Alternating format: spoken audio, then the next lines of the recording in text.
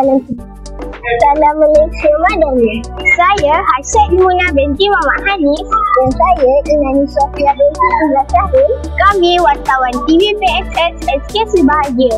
Dan kami bersiaran langsung dari Pusat Konvensyen Setiap Sisi Shah Alam.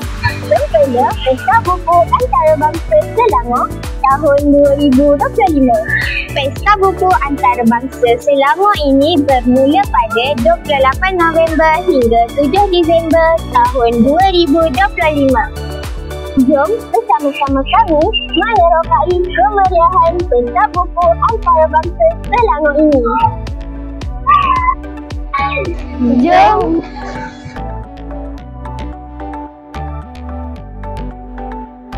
Pesta Buku merupakan acara tahunan di Negeri Selangor sejak hampir 20 tahun.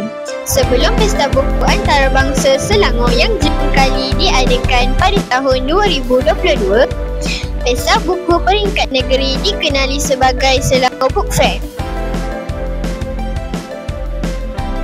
Pesta Buku Antarabangsa Selangor SIBF Selangor International Book Fair merupakan anjuran Perbadanan Perpustakaan Awam Selangor PPAS.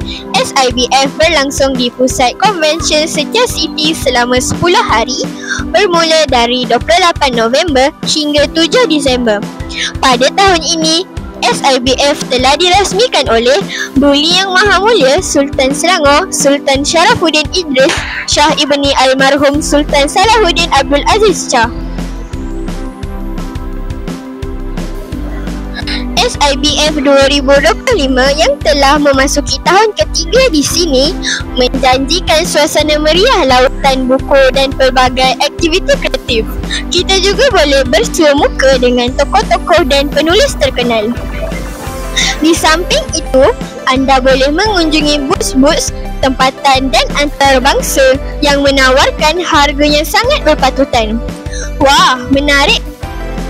Kita telah berjaya menjual beberapa buku dan juga yang paling penting adalah pendedahan kepada masyarakat tentang sastrawan negara, nilai budaya dan bahasa. Kerana generasi muda sekarang ini kita lihat memang sangat kurang terdedah kepada nilai-nilai ilmu yang ada pada sastrawan negara kita dan juga nilai budaya bahasa yang elok dan indah.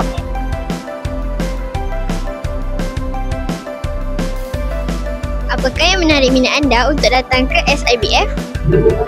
Banyak buku. Tentu dengan berlaku Malaysia dulu dan juga lebih saya.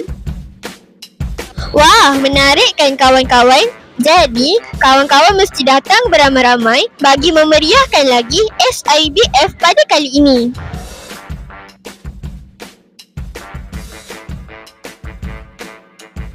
Alhamdulillah, kami telah mengunjungi hampir ke semua booth yang berada di SIBF ini. Sungguh menarik.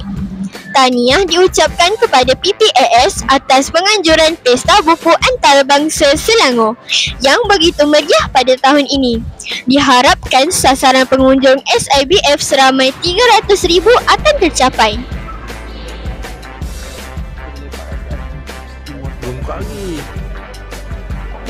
Begitulah kemeriahan suasana Pesta Buku Antarabangsa Selangor dengan dipenuhi ramai pengunjung dari dalam dan luar negara. Jangan lupa datang ya kawan-kawan. Di sini terdapat banyak pilihan buku dan aktiviti-aktiviti yang menarik. Sampai di sini sahaja laporan Pesta Buku untuk kali ini. Semoga apa yang disampaikan dapat memberi manfaat kepada kita semua. Kami mewakili kru TVPSS SKC Bahagia memohon maaf sepanjang kami bersiaran langsung. Bye.